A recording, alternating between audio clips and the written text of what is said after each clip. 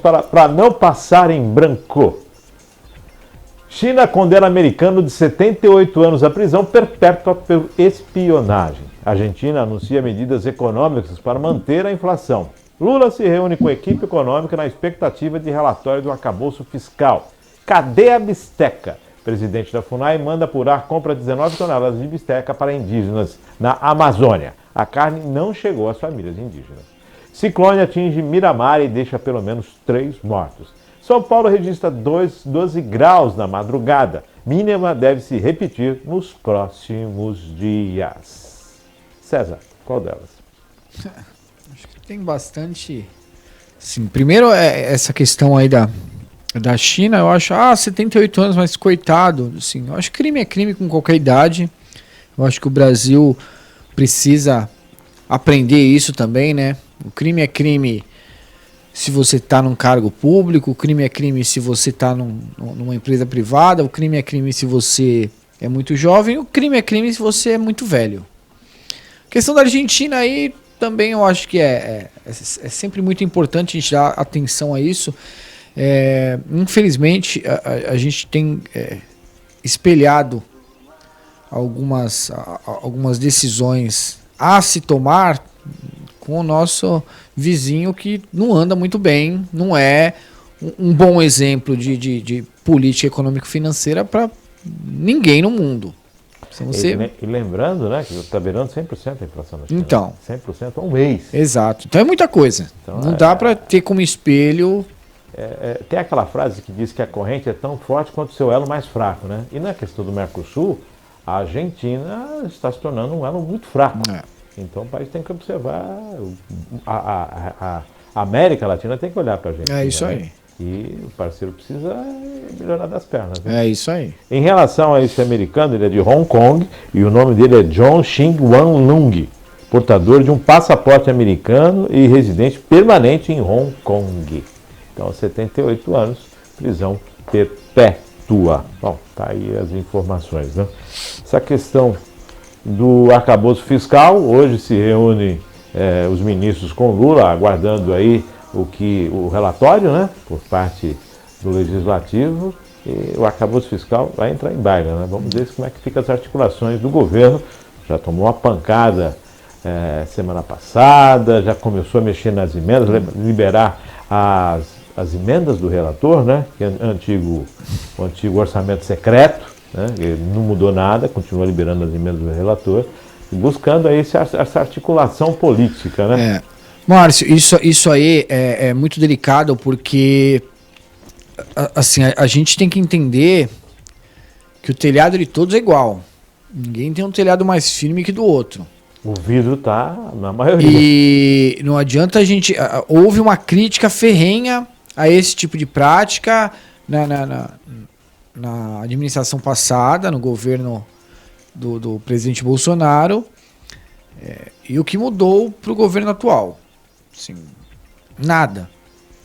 Era contrário lá no governo Bolsonaro, eu sou contrário agora no governo atual, então independente de bandeira partidária, lados, a gente tem que ter em mente que não dá para essa ser a moeda de troca, não dá para isso ser, assim, quer dizer, eu só tenho governabilidade se eu libero o recurso de fácil acesso e difícil transparência. É dinheiro público, né?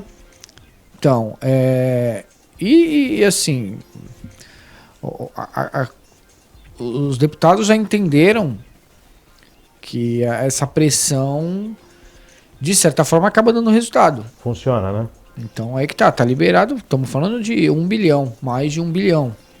O que em emendas só nesse momento. Então. O que me chama a atenção é o que vai, independente do apoio, né? Sim. Se o apoio ele tem uma conotação e as emendas acabam ajudando uma ou outra situação, ou se na verdade pouco importa. Não interessa o que o governo pautar, a gente aprova. Quer dizer, é aquela situação, né? Então. Nós fizemos um acordo e vale tudo. Quer dizer. Exato, aí é que tá, e é o que o pé tira por base aí. São dois PLs que eu acho que vão dar muita dor de cabeça aí, porque são muito complexos. E assim, o texto tem alguns detalhes ali que são complicados de passar agora abaixo. É o das fake news, né? Sim. E o PL do arcabouço fiscal. Porque tem muita coisa ali que ainda não está ajustada, né? Não pode ser uma carta branca, o da fake news. Eu acho que é legal, assim, a gente ter uma regulamentação, assim, como a gente falava agora do crime. O crime é crime, seja no âmbito virtual, seja no âmbito físico, pessoal. Agora, a partir do momento que primeiro que você segrega, olha, para todo mundo é assim, agora para a classe política é assado. Já muda, porque o político nada mais é do que o cidadão que foi eleito para nos representar. A gente chama o caso do Telegram, a questão do Google, né? Falar bem da fake news, pode. Falar mal do projeto fake news, não pode. Pode falar sobre a PL ou não se pode falar sobre a PL? Sim. Então, não podemos falar nem bem, então. E eu concordo com isso, Márcio, aí que tá. Não, porque eles estão espalhando informações inverídicas. Mas qual é a verídica? Porque até agora quem sentou para falar sobre a declaração do governo? Exato. Tanto o governo quanto os congressistas, os parlamentares que defendem o projeto. Quem, em algum momento, se preocupou em explicar para nós, eles nos representam, a gente tem que lembrar sempre isso. Para falar, olha, povo, olha, meu representado, eu sou a favor por isso. Porque, assim, tá muito tendencioso. Não, precisamos aprovar porque tem que ter uma regulação. Regulação é uma coisa que a lei já garante. Então, se eu te ofender hoje em rede social, eu já tenho garantia por lei de que haverá uma sanção. Perfis têm que ser verificados. Exato. E não só contra a fake news, contra o crime cibernético, né? Todos os dias as pessoas caem em golpes aí do Pix, golpes disso, golpes daquilo, quer dizer, tudo isso tem que ser... E não tem, assim, eu não vejo tanto, é que, cara, é interessante para um monte de gente, mas, pô, faz o seguinte, como é que os bancos virtuais funcionam hoje? Isso, assim, é um leigo falando, mas uma ideia que, de repente...